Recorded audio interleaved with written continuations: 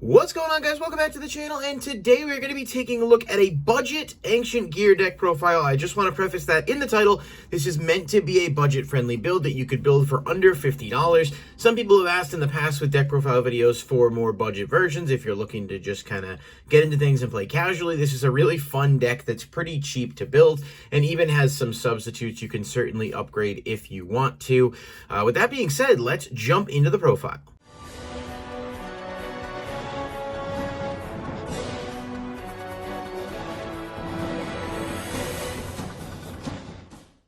Alright guys, thanks so much for checking out the video. Before we get started here, I just want to ask if you guys do enjoy the conversation and the content, please hit the like button and subscribe to the channel and click the bell icon to stay notified of all videos. Try to upload videos as much as I can, a different variety of content, and the support is always appreciated. So yeah, like I said in the intro, we are going to do this budget Ancient Gear deck profile today. This is basically designed to be a casual sort of fun deck that doesn't cost a ton, but can still be somewhat viable, which is really what you're looking for in a budget deck that's decent. And I'm sure there are other budget options and alternatives, and we'll talk about a few upgrades and things you can put in here that cost a little bit. But for the most part, I tried to stick with cards that can be obtained for $5 or less for budget purposes, but a lot of it is cheaper than that as well.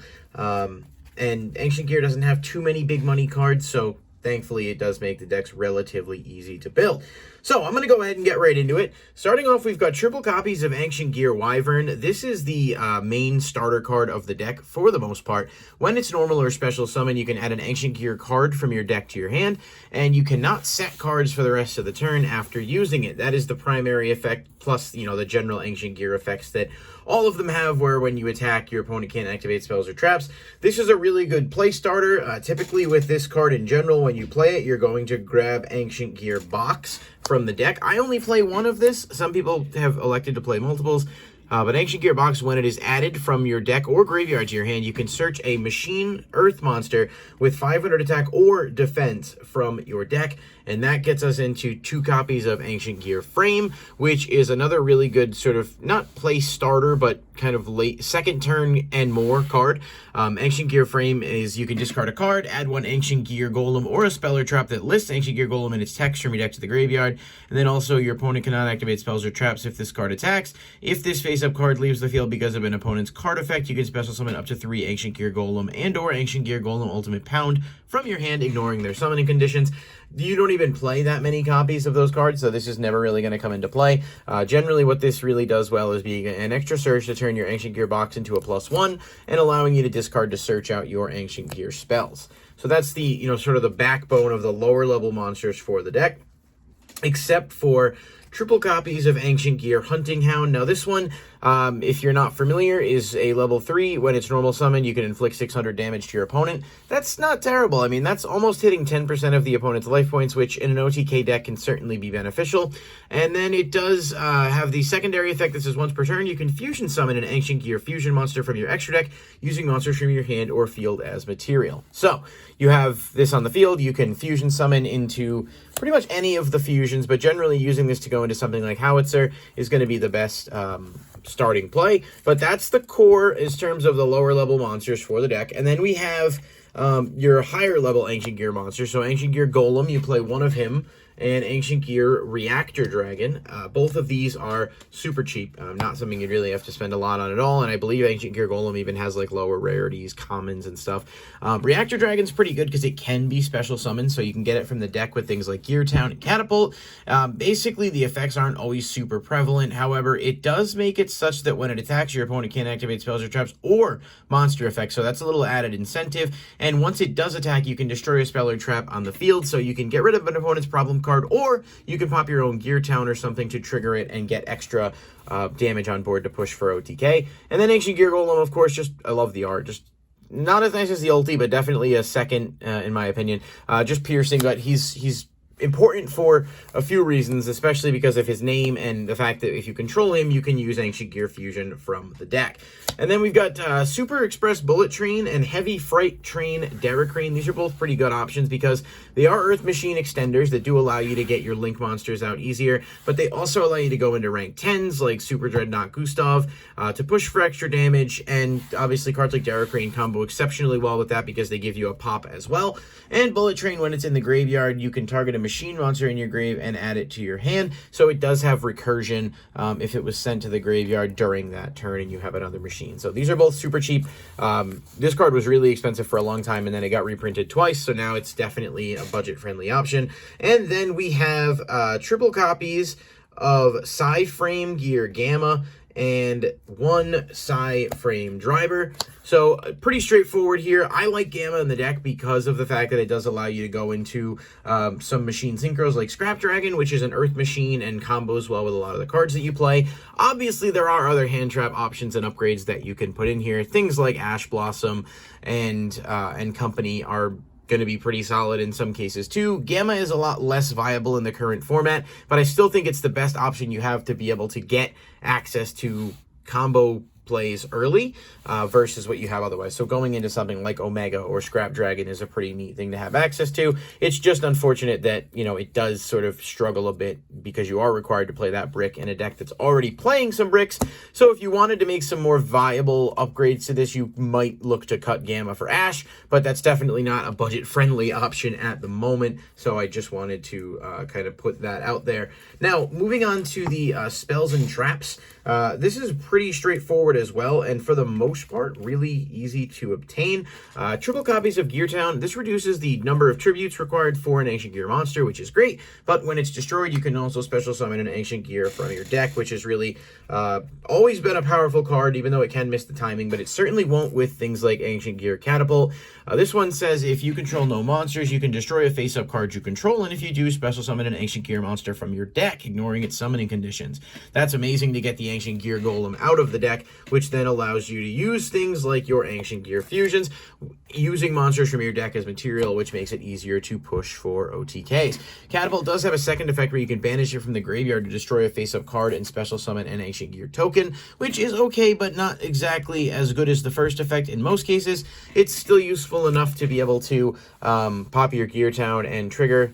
And of course, Ancient Gear Fusion is just pretty self-explanatory, like I said. But if you use Ancient Gear Golem that you control, you can use monsters from your deck as material also, which makes it a lot easier to bring out your big beat stick monsters there. You also have triple copies of Ancient Gear Fortress, which is unfortunately not the most affordable card. I have Italian copies, and the reason that I have them, I typically prefer to play English copies just because it's easier from a translation perspective, but in events you can use Neuron now, so it's not like you couldn't provide a translation.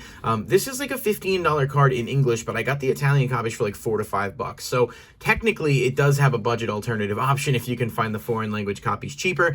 This card is really good though. During the turn, an Ancient Gear is normal or special summon. Your opponent cannot activate cards or effects in response to their summon, and that summon cannot be negated. Also, when you activate the effect of an Ancient Gear monster, your opponent cannot respond to it, and if this face-up card is destroyed, you can revive an Ancient Gear from grave. So this sort of ensures that more of your plays can go through, which is really powerful for obvious reasons. It is expensive because it was only in that structure deck, but like I said, there are some budget options that exist if you look around, especially on TCG Player, which is where I found mine. Triple copies of Urgent Schedule, another really, really good card that's basically just a free +1 and allows you to combo much more easily. This is like $1 now. It was very expensive for a while, even after getting reprinted as a secret, but this is just a really good card to grab. Basically, you can grab any of your Ancient Gears and then a Bullet Train there. Effects are negated, but it doesn't really matter because it's going to allow you to go into your other combos. Double Foolish Burial Goods. This is especially good to mill Catapult, so it's just you get it engraved. It allows you to get your combos going sooner, but you have, you know, pretty much that flexibility to open this and get that engraved soon is the, you know, optimal combo starter and helps to OTK. And Overload Fusion, because you do play the Chaos Ancient Gear Giant, which is a dark, and Terraforming to get access to Gear Town and thin the deck.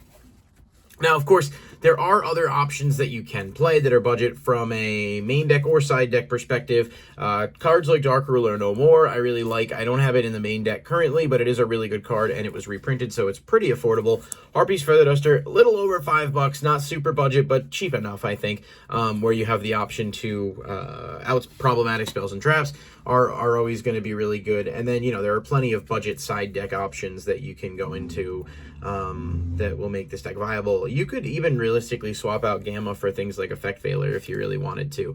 Like I said, I do like Gamma's application, but it's not like he's, you know, unattainable. Veiler's not expensive, but it's still really good against a lot of the current format.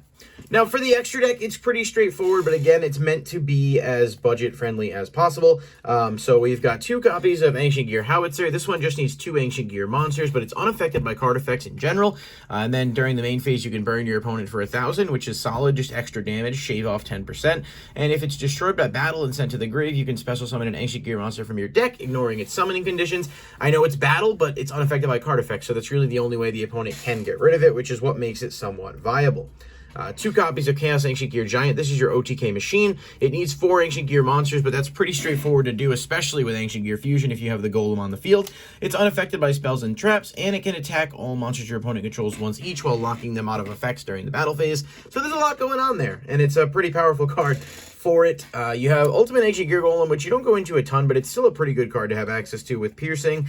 And then Ancient Gear Megaton Golem. When Megaton Golem leaves the field by an opponent's card, you can special Ancient Gear, Ultimate Ancient Gear Golem, so he's worth playing just for that reason. But overall, that's just your sort of variety of fusion monsters that you have access to. And then we have double copies of Ancient Gear Ballista.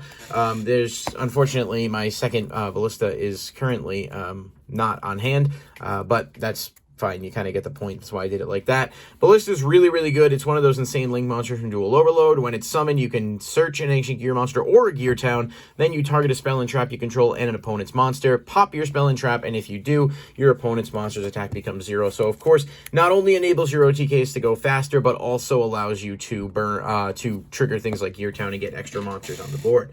Now, if you are playing Gamma, things like Scrap Dragon and Psyframe Lord Omega are really good options, especially to be able to put back some of your other cards. Scrap being an Earth machine that allows you to go into Ballista later, but also can pop your Gear Town and some of your other reactive cards is definitely good. And like I said, from a budget perspective, it definitely feels like one of those cards is worth it to play. Gear Gigant X and Dugaris, just a few sort of lower-end enablers that allow you to do certain things in random situations. Dugaris is pretty good in terms of like doubling the attack of a monster you control, because you can use that to sort of push for game in some situations. Gear Gigant is just a searcher. It still can get Ancient Gear Box, which nets you an extra search. And then we've got, of course, Gustav, Max, and Lieb, both cheap now and both really good sort of extenders for damage and OTK. And then the last card, I mean, there's a lot of different things you could slot in here. If budget's not a concern for you, certainly things like Zeus are going to be really good options because of the fact that, like, you are playing those Xyzs that can do this stuff, and then you go into a Zeus later. It's good to have access to things like that for the deck building purposes. So it's really fun. Ancient Gears have always been a super cool concept, and there are some other things that you can upgrade as well. Just a few honorable mentions, if you will. I would say things like the Infinitrack Anchor Drill is a really good card that you can utilize in this deck to give you some more extension plays and also, kind of help reduce bricking a little bit when that happens. Anchor Drill is a little over $5, so I didn't include it in this build, but it's another really good option. And generally speaking, certain hand traps, and then things like Lightning Storm, for, Droplet's not exactly very good in here, so I wouldn't bother with that. Infinite Impermanence, those types of things are just kind of generically good cards that if you're making significant upgrades to your decks, you might certainly want to consider. But this can certainly do okay, at a casual level for a very low investment. And if you're a fan of Ancient Gears, I definitely think that it's something you might enjoy. So that's the deck profile. Let me know what you guys think. If you want to see more of these budget type deck profiles, or if you want to see some, more higher end deck profiles, what kind of things we want to do, just let me know. I'm trying to expand the content a bit as best I can, and the feedback is always appreciated, as it does allow me to better make those decisions for you guys when deciding what content to put out. So thanks so much for watching, and I'll catch you in the next video. Peace.